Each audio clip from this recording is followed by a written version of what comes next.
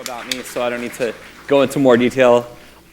This is kind of cool. At Google, there's bikes where you can take one, ride it to another building, so it's an easy way to get between meetings and different teams. So kind of a cool thing if you're ever at Google and you see the bikes around.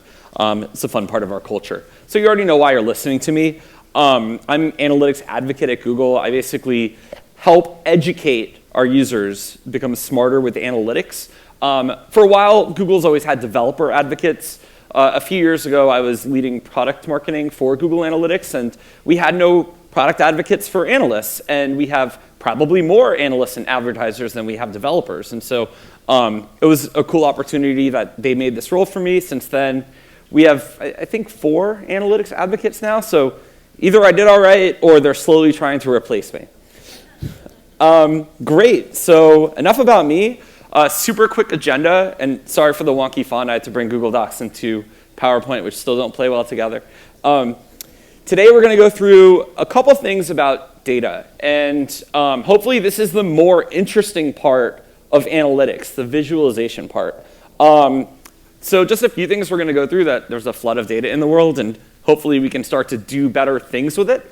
Some data viz best practices, and a little bit about how Google can help. And then we'll go through some questions, and if you have any questions about, not just data visualization, but Google Analytics, Google in general, or Silicon Valley, or whatever you want, I'm happy to try and help. So your ancestor was a lizard, unless you're one of the young Earth creationists who are kind of crazy. We've evolved over time, and one thing that hasn't evolved is the fact that our brain still is. We have the reptilian brain, the brain that engages in reflexive responses to things subconsciously, and we have our thinking brain, of course. And so in terms of data, there's the old thing, a picture is 1,000 words, a video is 10,000, all of those cliches. But basically, to get through to people, you can't just share numbers. We need to get past the reptilian brain and give them pretty pictures to look at. So, for example, everyone's been burned or freezing in the shower. If you wanted to see how showers should be designed, it should have useful shower temperature as the largest portion and not this tiny portion on the right. So we've all been there, right? And telling that story with visuals is powerful. Storytelling with data is how you stand out on the web. And so this is really powerful. This is a very powerful way to tell stories when you can combine both emotions with raw facts. And so a company that I love that has done such a good example of this is OkCupid. How many of you have used OkCupid or know what it is? Hands. All right. Well, OkCupid was a free online dating service, which basically was a clone of Match.com, where Match was charging $50 a month, and OkCupid made a free version. And one of the things that they did to market the free version, since users, when they signed up for OkCupid, they were basically opting into having their data shared, of course anonymously.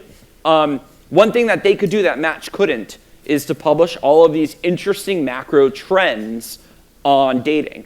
And the amount of data they had and the types of things they looked at were really never analyzed or put out there. I mean, it wouldn't be part of a sociological study. You couldn't get such statistically significant numbers on such niche things. And so they did all sorts of cool stuff like publish charts and graphs. This one shows the flash ad's about 7 years. They found out that if you use the flash in your picture, people thought you were about 7 years older, so don't use the flash.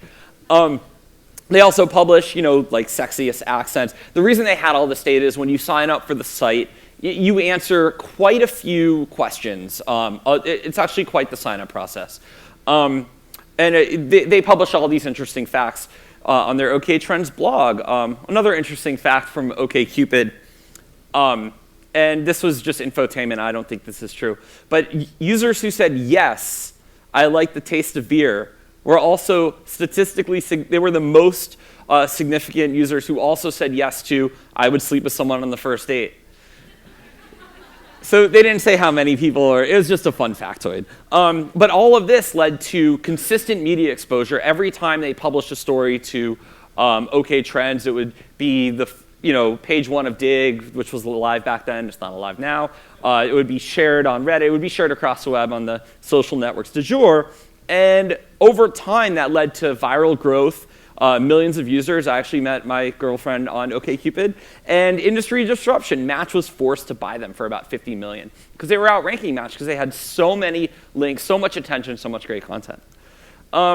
Using your data to power the news. Another cool data story is Waze. So a lot of you probably use Waze. It's a company we acquired a few years ago. And Waze data, one of the really brilliant things they did is, some of you in the room probably are too young. They used to have to fly traffic copters out to get traffic information and use all these arcane methods of understanding traffic. But what the Waze team did is they decided, hey, we're just going to give API access and all of our data hose access to news stations who were able to use that data to report traffic. And how cool is that? No traffic copters needed, and just a great way to use data. So hopefully a couple cool examples to inspire you. All of us have interesting data we can share at our companies, and of course, for our marketing efforts, that's another set of data. But before we talk visualization, I just want to share a few slides on analysis specific to GA while I'm here. Just so we're actually looking at interesting data for reporting. So I'll just go through 3 things really quickly in GA that will help you tease out more interesting insights and data pulls for you to create some graphs. And hopefully you don't think social media or email marketing or anything is just magically going to solve all of your problems. Although the Snapchat IPO, I think that's their pitch to Wall Street is we're going to solve all your advertising problems. So filtering, making sure we have clean data in Google Analytics or wherever we're reporting. Make sure that, for example, in GA, we have a new feature called bot and spider filtering, which will hopefully clean out a lot of the bot and spider and spam traffic from GA. As a note, we know that there has been some spam traffic in some accounts, and of course, like anything on the web, it's something we're working to fight and make better. Sorting our data, obviously that's important, making sure that we're sorting data in a meaningful way. So hopefully, not just sorting by sessions, but hopefully we're sorting by things like conversion rate, and we see, what sources are bringing us the highest conversion rate, and not just by highest percentage, but maybe we'll do a weighted sort, and that way we can get a statistically significant amount of different conversion rate for our products. And so that might look like this if we did a weighted sort. Also grouping. So another feature in Google Analytics that we launched a few years ago is content grouping. So bringing together all of the different groups of data, whether we're a content-based site, and that grouping is via a content category like finance or healthcare, or if, for example, on an apparel site, men's, women's clothing, winter clothing, however we want to group that is really important. That way, when we are creating analysis later, we have meaningful groups, and we might see that certain groups we didn't think would perform really well are. So let's go into what makes a good visualization. There's actually, and I'm happy to share these slides with you guys later, so don't worry too much about taking notes. But this is by David McCandles, and he does a really cool presentation on just how to make a good visualization. I'd invite you to explore this. It's like a 2-hour talk, so I can't go through all of this. But these are really the elements that go into a successful visualization. So let's get into it a little bit and hopefully share some examples to crystallize this. But first, how do you tell a story with data in 6 steps? I think the first thing is really defining your audience. Who is that data for? Are you presenting that data to media in the form of an infographic or data story that you want your industry to talk about and you want to be part of an ongoing narrative? Or are you presenting internally to your CMO, right? So whoever that audience is, that needs to be considered first.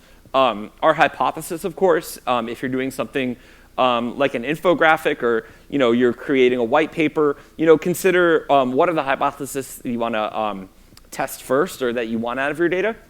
Sketch any visualizations you're going to create out for whatever the project is. Of course, then get your data, explore it, and then tell the story. So there's a lot of types of data visualizations. I don't need to go through all of these right now, but I'll go through a few examples to hopefully help crystallize in our minds and get on the same page with what a good data is. So visualizations tell the story. This is a graph of smartphone penetration in the world, and it shows this graph really in one graph brings together a lot of data from all the different providers and shows how basically Android and iOS have dominated the market. I don't know if you can see from here, but it has some nice callouts as well. So I tend to like data viz where if you can take a lot of data and bring it together into one chart where you can quickly tell the story, I think that that's a good way to explore.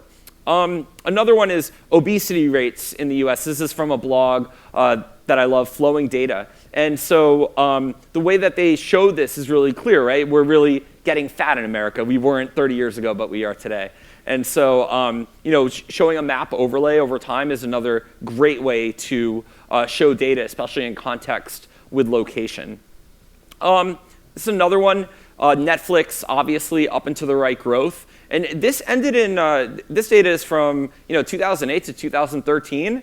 And so it's 2017 now, and what's happened? Netflix has continued to grow and crush it. I mean, if you bought Netflix stock here when the trend was really just starting, you're rich now. So it seemed like this trend was just getting started here, and I think put into, this was done by Quartz, I think put into taking all these data sets and putting them into one chart showed this growth and this trend pretty clearly.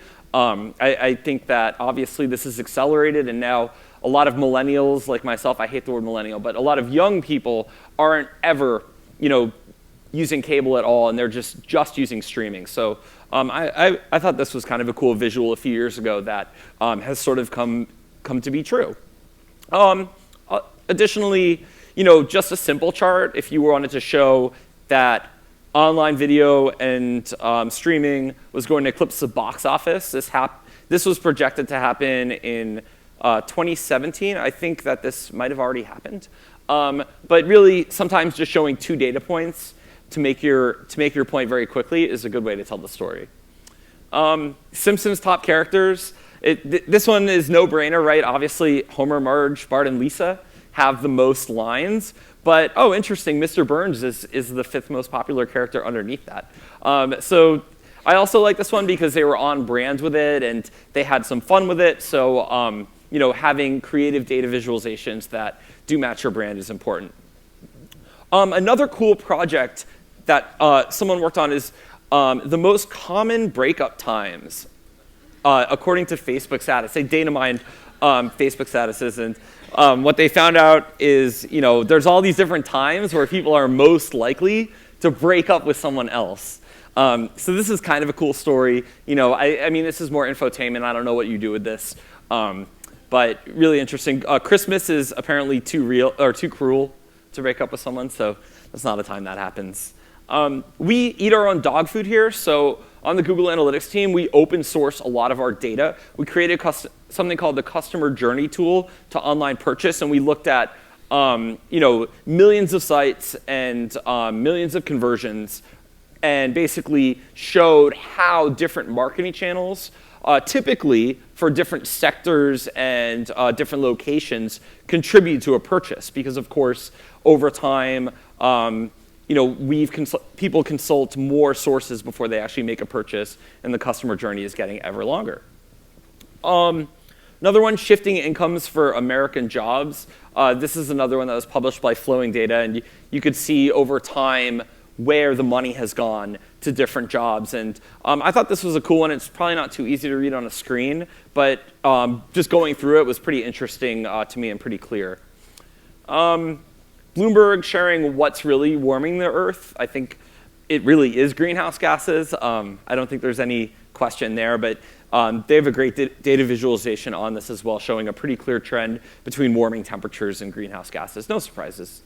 Another cool one, sometimes you can get analog with data viz. So a kid for a science fair project, I found this via Reddit, basically brought, they boiled away all the liquid and showed the amount of sugar in different beverages. Obviously, obesity is a big problem in the US. So it doesn't always need to be a traditional data visualization. You can get creative. So all of the good data visualizations I went through quickly because I think we all know what a good data visualization is. So let's go through some bad data visualizations because I think these are more instructive and a little bit more fun. So our industry is not great at data viz. This is something called the Loom Escape. How many people have seen this? So everyone in the room has seen the Loom Escape. It's awful. I have no idea what I'm supposed to take away from this. It was updated and made more complex. I think Scott Brinker, Chief Martech, made this. But it's a shitty data viz. I'm sorry. It's just bad. If you're in our sector, it's still confusing. And you know what the funny part about this is? Advertising, as advertising and marketing professionals, we're supposed to get close to consumers. Look how far away we are from the audience, right? This is a mess. And so someone took another stab at it. I think this was the IAB. And they made it into a maze. And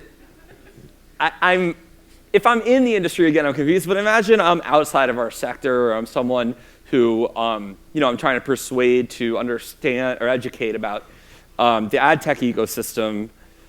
I'm probably gonna shut down as soon as I see this. More bad visualizations.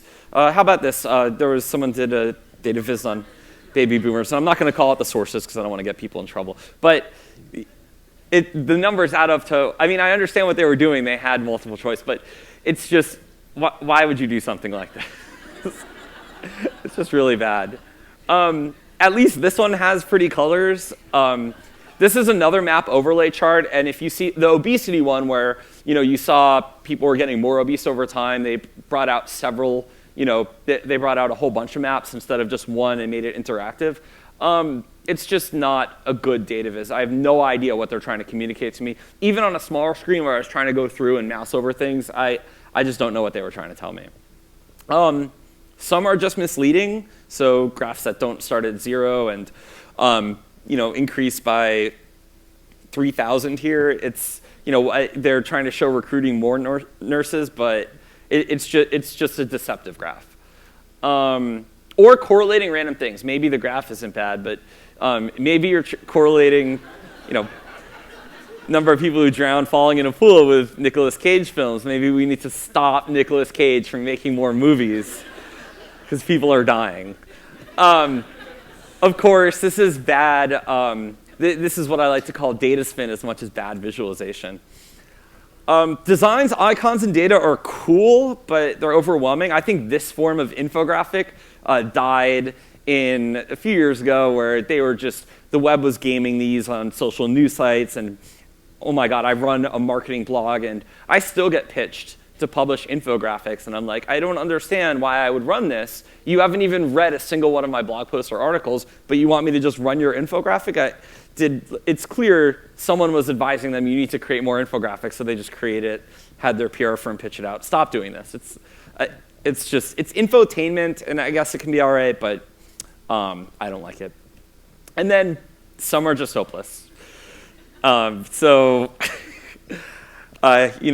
What stage of startup should I choose? I mean, and there's chickens. Okay. Bad visualizations happen internally too, so not just pitching bloggers bad data visualizations. This is from a friend of mine, Ian Lurie's presentation, and yes, a client gave him a chart like this. It has so many things wrong. It has 3D lines in it, never use those. It has icons at the top, they have lines. It's just awful. So why is this? Why is this? It's not because nobody cares. I think maybe some people don't care, but I think a few reasons. Creators know too much when you're working with data. It's really intimate, right? You know the data backwards and forwards. You sort of already have the story in your head, and so you might know too much. Another thing frequently with marketers is it's what I like to call a last mile effort. You did a great job on a campaign. You made the company $100,000 if you're a small business, or several million if you're an enterprise, and you already feel great about it, but you're already done with the campaign. And so it's a last mile effort to make your campaign wrap or your quarterly report look really good. Some people are just checking a box, sure. Some people are trying to spin numbers as we went through, and yeah, some people just don't care.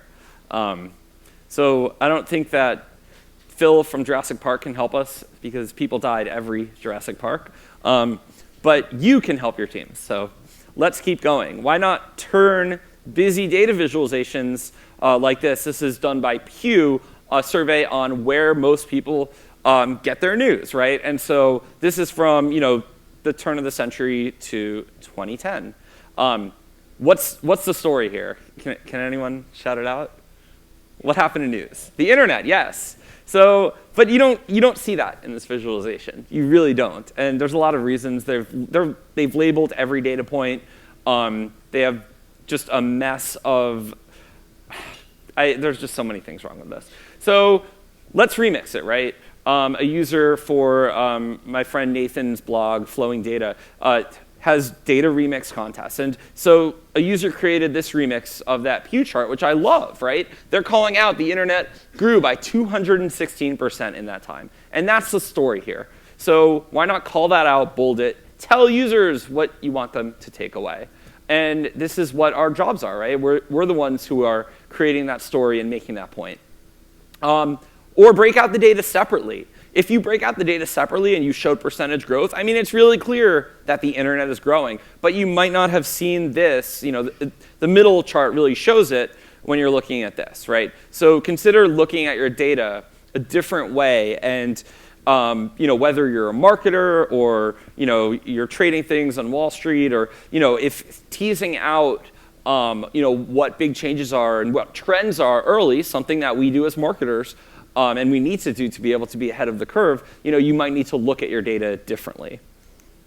So some actionable takeaways before I get into tools. Keep charts and graphs simple. I think that's an easy one. Having more things on a chart is generally bad. Less things is good. Tell the user what to take away. Call out percentage change if it's an important part of your data. Don't spin data ever. It will come back to bite you. I've never seen lies with statistics not eventually come back to bite someone. Report as part of a process. So for data viz, be consistent with if you're giving a report monthly or quarterly, hopefully not annually, that's not frequently enough, to your CMO or your director or whatever you report if you're an SEO or email marketer.